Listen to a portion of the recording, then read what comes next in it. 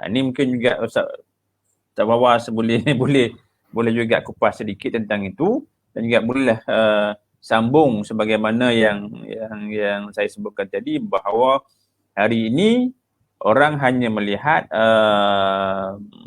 kitab-kitab saja tanpa melalui pandangan-pandangan saintis yang terkini untuk menjadi satu perkara yang terbaik untuk kita nak ikut. Sebab sekarang ni kita lihat guru-guru, dan maaflah kadang-kadang kita lihat guru-guru kita yang lama, kadang mereka tidak melihat kepada penemuan-penemuan baru ni. Ustaz, macam mana?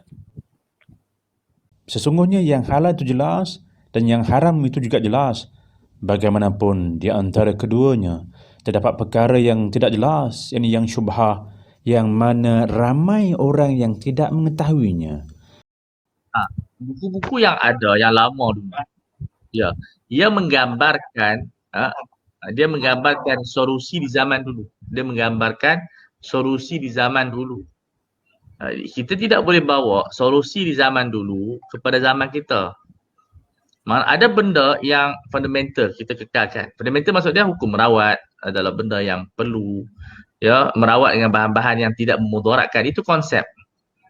Tetapi wasilah ini dia akan berubah, dia enhance sesuai dengan alam, tabiat yang berkembang.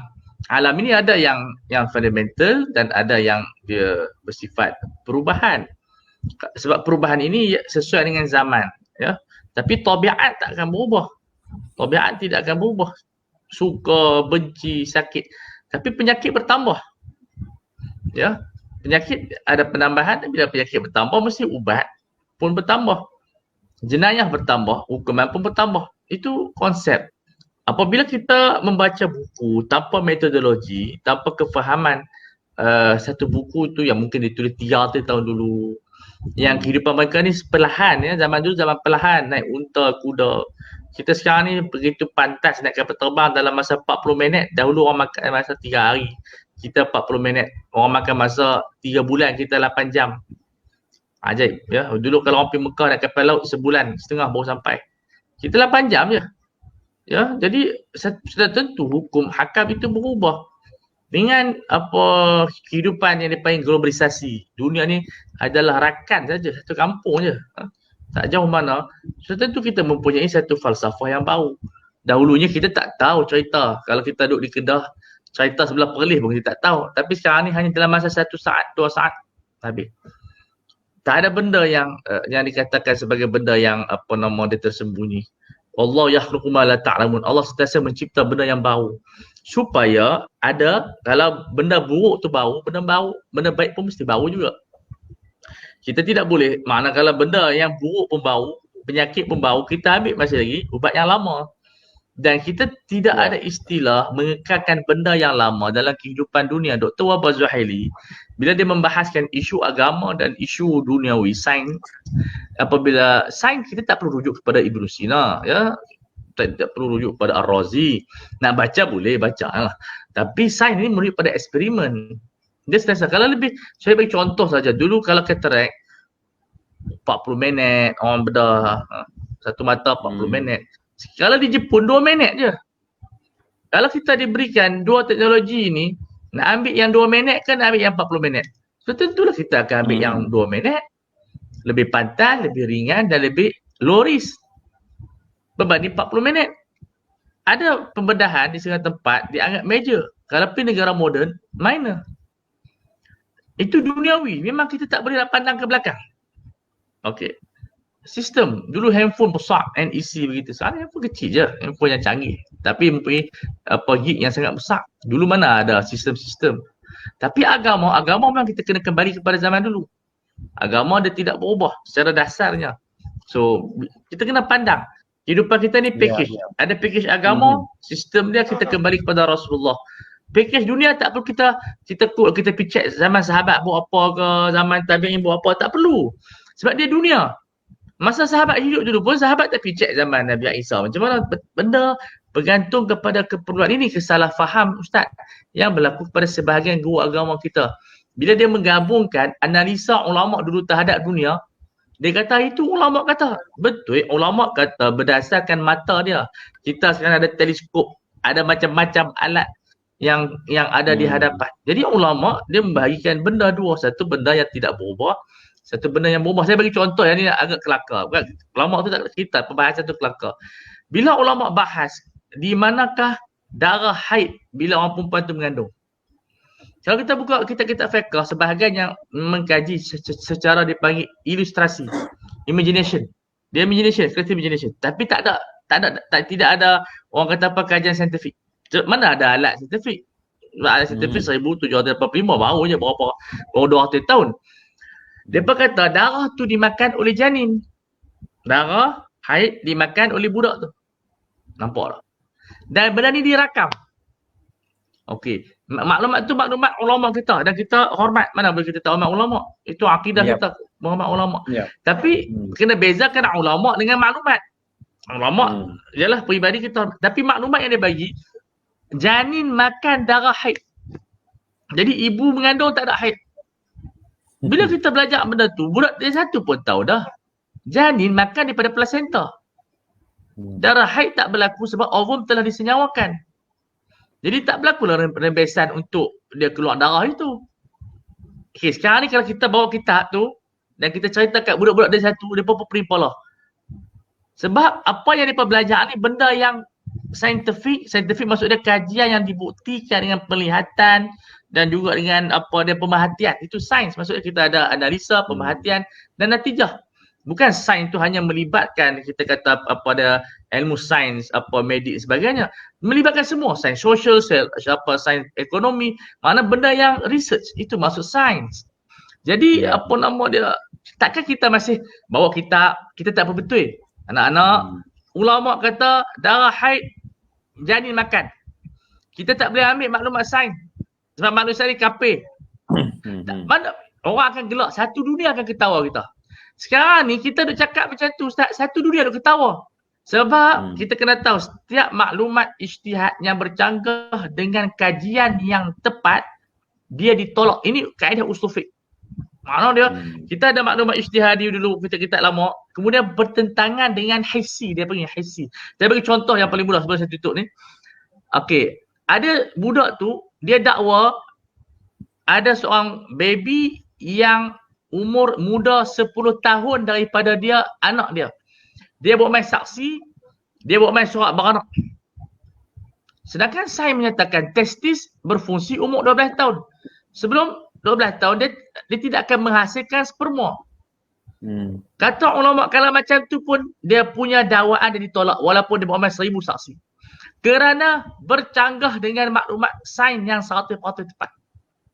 Yang ni yang ada kajian research master saya yang saya buat bagaimana sebahagian daripada hadis ahad, sebahagian saja, bagaimana kenapa tak diterima kerana bercanggah dengan maklumat hissi. Hissi itu maksud dia secara penglihatan qat'i, campuran sains dan juga akal, tak boleh nak terima benda tersebut. Tapi tak ada hadis yang macam tu. Yalah. Yang ada hanyalah riwayat. Kena beza hadis Nabi dengan riwayat yang sebut. Tapi tak mestinya benda tu datang daripada Rasulullah sallallahu alaihi wasallam. Jadi pemikiran ni ini yang perlu saya yakin ustaz-ustaz kita ni kalau kita berdialog kebanyakan dia terima. Melainkan dia ada kepentingan. Kepentingan tak tahu apalah. Tapi ustaz kalau kita tengok ustaz yang ini. Okey. Sekarang ni kalau kita tengok orang bandar okey. Orang bandar dia kadang-kadang dia boleh terima. Kita tengok sikit, kita pergi ke luar lah, ke area-area kampung sebagainya. Mereka ini masih berpegang kepada ustaz-ustaz ni. Jadi kalau ustaz-ustaz ni tidak divaksinkan lagi, maka dia punya orang kampung tak nak vaksin ustaz. Betul. Jadi bagaimana kita approach kita nak pastikan bahawa ustaz-ustaz ni yang duduk dekat kampung ni kena vaksin sekarang ni. Ustaz-ustaz bandar okey. Macam ustaz okey. Ni ustaz-ustaz dekat kampung yang pondok ni, mereka ini juga perlu diberikan kefahaman. Maknanya ustaz ini perlu divaksinkan. Ya, saya setuju dengan Tuan Haji minggu lepas. Kita sendiri kena pergi turun jumpa mereka. Mereka ni ada izzah dia, ada gah. Mereka takkan jumpa. Saya teringat bila kita buat ceramah pengharaman rokok di Kelantan. Seorang tak turun. Sebenarnya Kelantan tu negeri ilmu. Tetapi bila kita buat ceramah dengan Kementerian Kesihatan bersama dengan JAKIM, masa tu saya dengan Dr. Syarafuddin, dia Johor Tuan Haji. Bekas pengarah di Johor lah, dia otai di dalam dia medik ni. Dia dapat Datuk tak silap, Datuk Syarafuddin. Jadi kami pergi tu, berbanding kita pergi Johor 1,000 lebih peserta di tempat yang ada ramai, ialah tempat-tempat yang pedalaman 300 orang je. Sebab kita nak bahas tentang rokok haram, dia isap rokok, susah lah. So benda vaksin ni dia pegang macam tu. Kalau kita tunggu dia main-makan, tak main lah. Jadi saya rasa di sini kewajipan kerajaan menggunakan siasah syara'iyah. Mana kuasa politik hantar semua geng kesihatan turun ke pondok. Jadi saya rasa itu lebih baguslah, sebab dia orang agama satu benda yang kalau kita kaji, dia ada izzah dah. Aku takkan jumpa taubat tak jumpa. Itu so pakat lawan tunggu belas sekali, depa ada pengikut. Depa sangat ada pengikut. Sebab ada orang kata kami takkan berhenti isap rokok selagi guru kami isap rokok. Kalau guru kami berhenti rokok, barulah kami berhenti isap rokok. Betul apa yang Ustaz Amri sebut tu. Memang mereka ikut tuk guru mereka sungguh. Sungguh.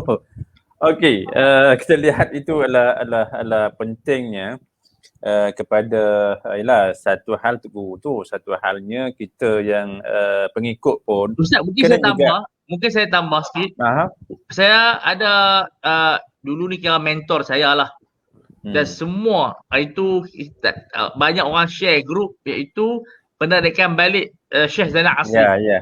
Baru saya nak tanya. Mula-mula kata kita bincang 2 tahun. Tapi bila kita bawa keluar akta, ada lepas siapa yang anti vaksin ni ada dia punya pertukaran undang-undang hukuman. Dan kita tengok dia tarik balik lah. Dia tengok balik. Dalam masa sekejap dia tarik balik. Tapi pengaruh dia sangat kuat. Dia kalau di Kedah ni dia anggap sangat hebat. Dia memang orang yang soleh. Memang orang soleh. Cuma kelemahan mereka ni tak duduk dengan ilmuwan yang sekeliling.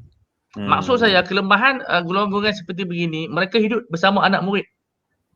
Mereka perlu ubah cara style mereka, dan kita mungkin pun perlu mendekati mereka juga lepas COVID nanti insya-Allah. Kita perlu panggil mereka sebab mereka ni orang terlampau tak ikut sayang sungguh.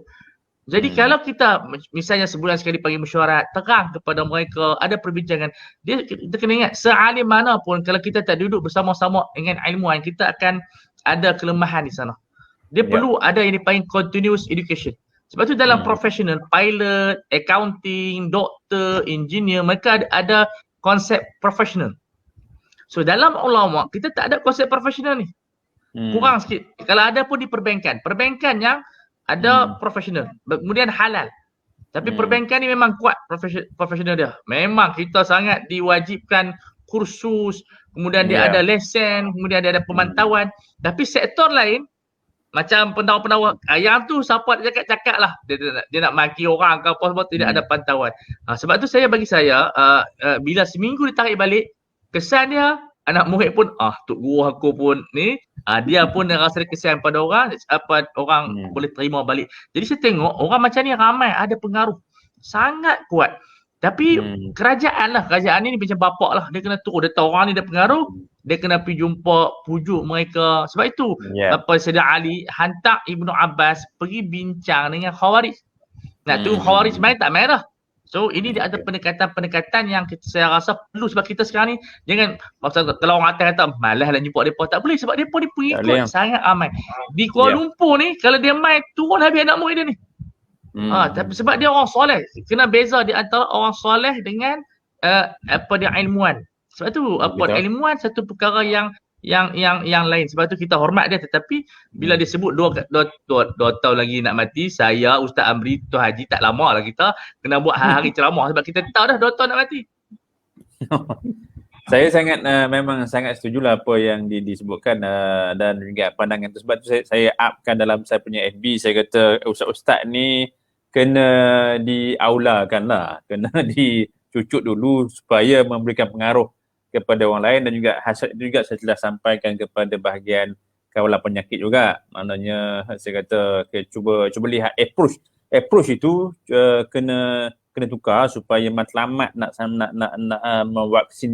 vaksinkan kepada ramai ini akan tercapai dengan lebih cepat lah.